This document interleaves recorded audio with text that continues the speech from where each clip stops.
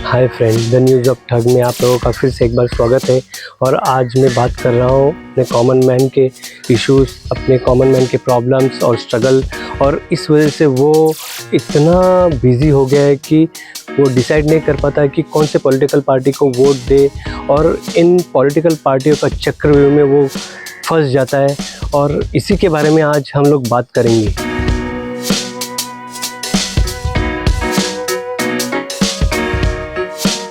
तो दोस्तों, ये जो जनरल इलेक्शन चल रहा है, ये जनरल इलेक्शन आपको सही में लग रहा है कि ये सही तरीके से चल रहा है?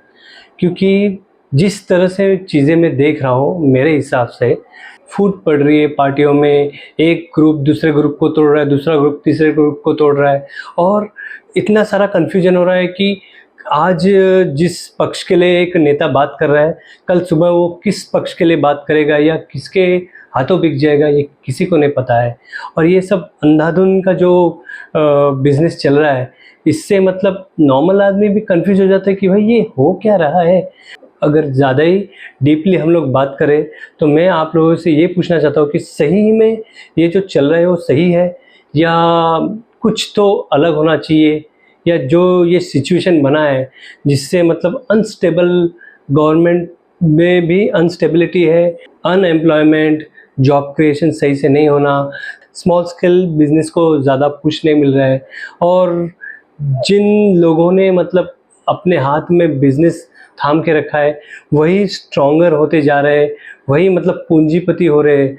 बट न्यू कमर्स को और नई सोच वाले लोगों को इसमें चांस बहुत कम मिल रहा है। जिस स्ट्रक्चर में आज सरकारें चल रही है, और जिस स्ट्रक्चर में आज सरकारें, जैसे बाबा साहेब अम्बेडकर ने जो इंडियन कॉन्स्टिट्यूशन को लिखा है, सही में उसका पालन हो रहा है?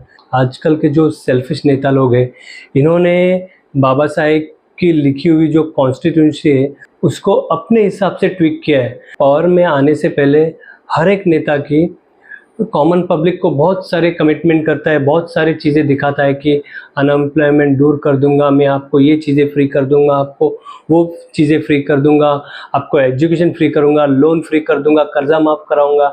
भाई वो क्या अपने जेब से दे रहा है क्या? ये सब बातें बोल रहा है कि मैं ये करा दूंगा, वो कराऊंगा? क्या वो कुछ कुबेर है या मनी जनरेटर है, लक्ष्मीपति है, कि बैठे बैठे उसने सोच लिया कि अरबों रुपए में तैयार करके कॉमन पब्लिक में बांट दूंगा?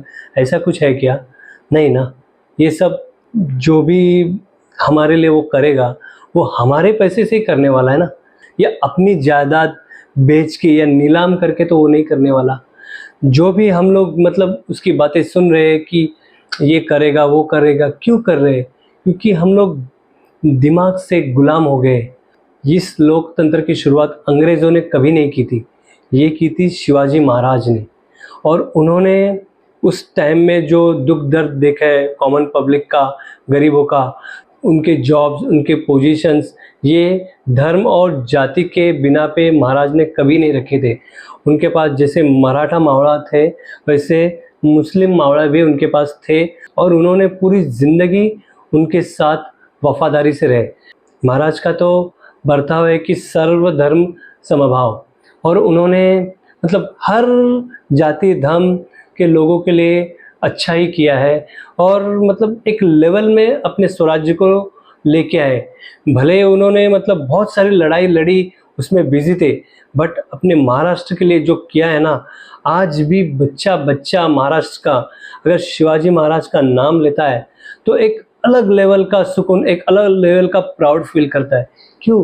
क्योंकि उन्होंने उस तरह का अपना दायित्व, अपना सैक्रिफाइस दे के उन्होंने जनता के लिए किया है।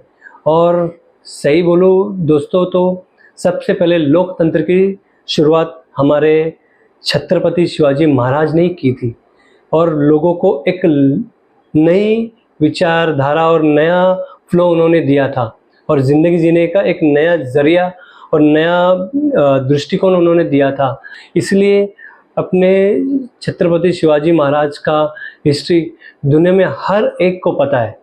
आज देखो फ्रेंड, आज क्या हो रहा है? ग्रुप को तोड़ा जा रहा है, इधर से उठा के उधर, उधर से उठा के इधर, और इतना कन्फ्यूजन किया जा रहा है।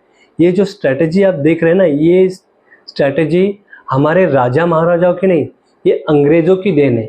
ये अंग्रेज़ों ने ये सब लाया है कि डिवाइडेड एंड रूल। और ये जो स्ट्रेटजी है, ये हम भले ही वो लोग हमारा देश छोड़ के 75 ईयर्स पहले छोड़ के गए हुए, 75 ईयर्स से हमारा देश आज़ाद है, लेकिन उन्होंने जो स्ट्रेटजी यहाँ पे जो विष जो जहर हमारे मन में घोल के गए ना, डिवाइडेड एंड रूल वाला, अभी भी चल रहा है। और इस वजह से आज भी हमारा लोकतंत्र अनस्टेबल है। वो जो प्योरिटी थी महाराज के टाइम में जो लोगों में, कि अपने देश के लिए कुछ कर गुजरने का, अपने देश के लिए कुछ त्याग करने का जो जज्बा महाराज ने अपने साथ साथ जिन जिन लोगों को उन्होंने साथ में रखा, उन सभी लोगों में था। लेकिन आज के लोकतंत्र में देखो, जो जो अपने अपने पार्टियों के लिए काम करते हैं, सही में वो वफादार है? आज वो बोलेगा एक पार्टी के लिए और दूसरे दिन सुबह में किसी और पार्टी का हो जाएगा। ये क्या है? लोकतंत्र का मजाक लगा के रखा है क्या आप लोगों ने? हाँ, और ये सब होता है किससे दोस्तों? अपने ही पैसे से।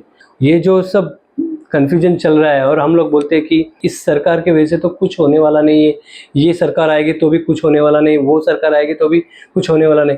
भाई हम ही तो मतलब ये सब नज़ारा देखना चाहते हैं कि दोनों में फाइट हो जाए, और जो पॉलिटिशियन बात करता है इधर उधर के टोंट मारता है, इसकी खींचता है उसकी खींचता है और मज़े मतलब लेता है, और वो सब मज़े लेने की आदत हमें हो गई है, उनको नहीं है। वो तो वही दिखा रहे हैं जो हमें चाहिए।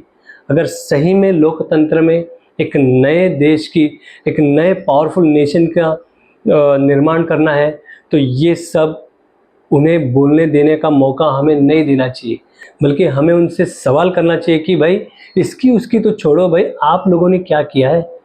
आपने देश के विकास के लिए, कॉमन मैन के विकास के लिए, अपने भारत के विकास के लिए आप लोगों ने क्या किया है, वही बता दिए, बस हो गया हमें। ये इतनी बड़ी रैलियाँ निकालती है, इतने बड़े मतलब खर्चा किया जाता है, बड़े बड़े मतलब अतरंगी की शोज चलते हैं, कॉमन मैन को आप खरीद रहे हो या बेच रहे हो, ये भी कुछ समझ में नहीं आ रहा है दोस्तों।